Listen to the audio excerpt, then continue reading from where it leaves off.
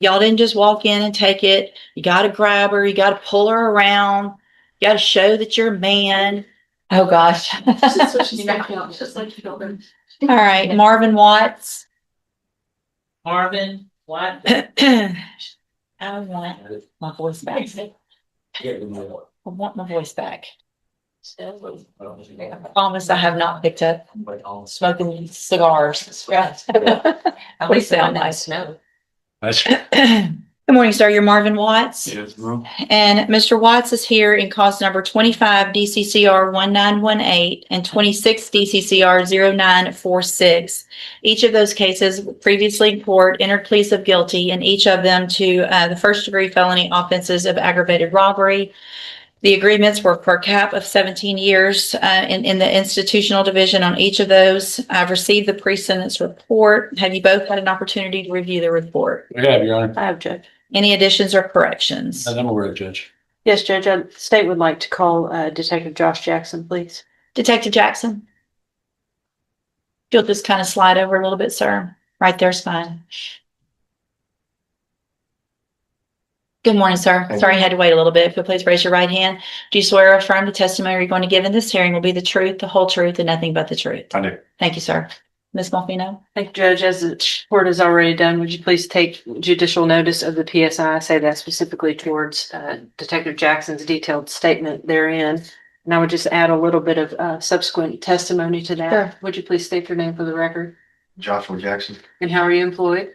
a detective with Beaumont Police Department. And as a detective with BPD, is it your duty to investigate violent crimes such as homicide, aggravated robbery, et cetera? It is. And did you have a chance to investigate an aggravated robbery that occurred in October of 2025 at the Dollar General on Highland? Yes. And did you later learn that that aggravated robbery went hand in hand, for lack of a better term, with an aggravated robbery that had occurred at Dollar General in September, the Express Mart in October? That's correct. So within a 1 month time period, there had been two aggravated robberies of stores located here in Belmont, relatively close together. That's correct. All this occurred in Jefferson County. Yes. And can you describe for the court, you have elaborated in the pre-sentence investigation report, your thoughts a little bit, and obviously the court is aware of the nature of the offense, et cetera. A little bit more about your thoughts for the sentencing hearing before we get to the video. So both of these cases involve two guys that go into a store, one during daylight hours, another one during nighttime hours. Both victimizing a clerk that's there just trying to do her job. There's no glass barrier on either of these stores. These two guys walk in there, hold the clerk up in each of these instances, and proceed to rob the clerk for, at least in mine, money and some cigarettes. And for this to happen in daylight hours or nighttime hours to somebody that's just trying to go to work isn't right. I mean, you don't go to work expecting to get robbed when you potentially have family at home, and during either of these robberies, something tragic could happen. And Detective Jackson, I think it goes without saying from both the perspective of the state and the court, but from your perspective as a detective, is violent crime involving firearms and youthful offenders here in Belmont something that has just become extremely prevalent, unfortunately. Absolutely. And is it something that you continue to investigate on a daily basis? That's correct. Do you think it would be helpful for the court to view, if you would, Judge, outside of the cameras due to the sensitive nature of the complainant in the case and her identity, the video from the incident in September at the Dollar General? Yeah, so there's two videos with just the Dollar General on this one that I brought with different angles. It's just giving an idea of kind of what happened to at least the Dollar General one. There's a lot that it's not going to show, which is the aftermath of it and speaking to the clerk and the terror and how she felt. Of course, that's all in the whole case. But at least these two videos will give you a sense of kind of what happened during that day. Okay. Do you want me to just put them here? I mean, I can turn this off, or I can just put them Just possibly on my computer and just watch it here That'll be myself. fine. I did not mark them, Judge, because I believe Detective Jackson, That's the only thing that's on there. would need them back for future investigation if the court would allow, but if not, I can make a copy for the court. I have no objection, Judge. Okay. To you just watching it. I've talked to Ms. Malvino about it. May I continue? Yes, ma'am. Detective Jackson, obviously, the court has taken note of your statement in the PSI, but is there anything additional that you would like to add for the record with respect to the sentencing you would like to see the court impose? No, I think what I wanted to convey is mainly in that email that I sent. Thank you. I have no further questions. Thank you. Any questions? No questions. Thank you very much for being here, Detective. I appreciate you. Any other witnesses? No, Judge, just a couple comments if I may. Sure, go ahead. Obviously, it asked the court to take everything into account, the fact that there are two aggravating offenses. Obviously, you are aware of the prevalence of these type of offenses in Beaumont involving young offender with firearms, innocent victims in this type of a case. Officer Riley's comments, I think, are also important, Judge. He's a very detailed PSI writer, and his caution against leniency the state would concur with. In addition to the jail incidents, which show the court, as you're aware, that Mr. Watts cannot behave while in custody, so therefore what leads us to believe that he would behave while on probation. Based on those, Judge, I would concur with the offer of Mr. Nichols at 17 and ask the court for 17 years in each case. Thank you, Ms. Malfino. Mr. Parker, you may proceed. Your Honor, in regard to the write-ups, I've talked to him about those. Those happened prior to the his PSI, and that was when he was in maximum security. And from what I understand, it's a lot harder to not get in trouble there because of who you're around. But nevertheless, he has no juvenile record that I'm aware of. He has no adult history that I'm aware of. These are the only two cases that he's ever had any issues with.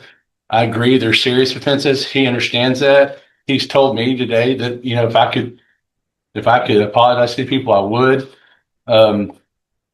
He was encouraged by somebody older than him. I believe it was probably his father. So it was. And he's asking the court to give him probation. He would like to address the court, Judge. Go ahead. No, I apologize for all my actions, ma'am. Honestly, I regret them. I really do, ma'am. Like my attorney said, if I had a chance to apologize to that woman, I would. And ma'am, those write-ups were while I was in maximum security, ma'am. I was not supposed to be in max. I was there because my shoulder popped out of place. And all of those offenses were like, really some of them, like certain ones I do not understand how they were just. I'm a whole lot less worried about that than what you were doing when you were out. But honestly, on that comment, I do apologize to that woman and for everything that I've done, man. I regret it very much. It's not just right there, really. Like, you sit on my mind daily, man, honestly. And I really feel like, you know, if I did this, my sin into account. I appreciate you saying that. I hope that you're sincere. No matter what happens today, you have an ability at your age to change your life and do better things. Unfortunately, I tend to believe that sometimes people are sorry because they got caught, not because really of what they did.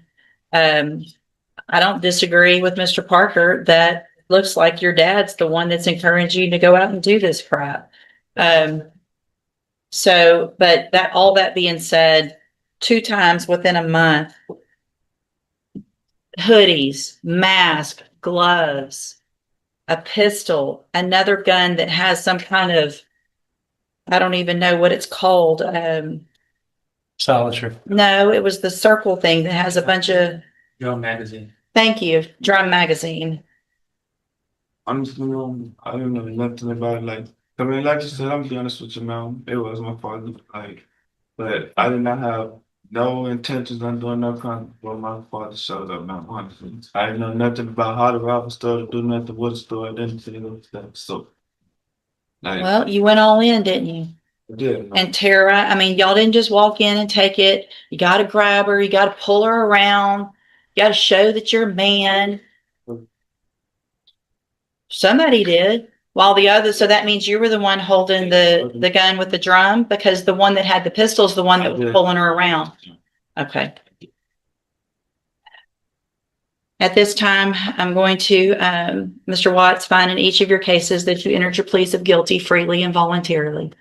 In cause number 25, DCCR 1918, find sufficient evidence to find you guilty, and at this time find you guilty of aggravated robbery.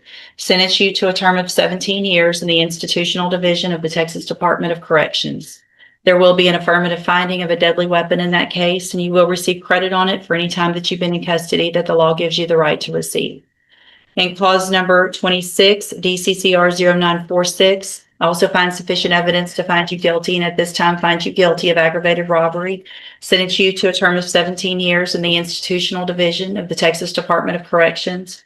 You will also receive credit on that sentence for any time that you've been in custody that the law gives you the right to receive. There will also be an affirmative finding of a deadly weapon in that case as well. These cases. A young defendant walked into court hoping for probation, but walked out facing 17 years in prison. Marvin Watts had pleaded guilty to 2 aggravated robbery charges involving 2 separate store robberies within the same month. Prosecutors argued that the offenses were serious and that probation would not be appropriate. His defense asked the judge to consider his young age, limited criminal history, and his apology to the victims. Watts also told the court that he regretted what he had done and blamed the influence of his father. But Judge West focused on the seriousness of the crimes, the use of firearms, and the fact that the robberies involved store employees simply trying to do their jobs. The judge ultimately sentenced Watts to 17 years in each case. The sentences will run concurrently, meaning they will be served at the same time.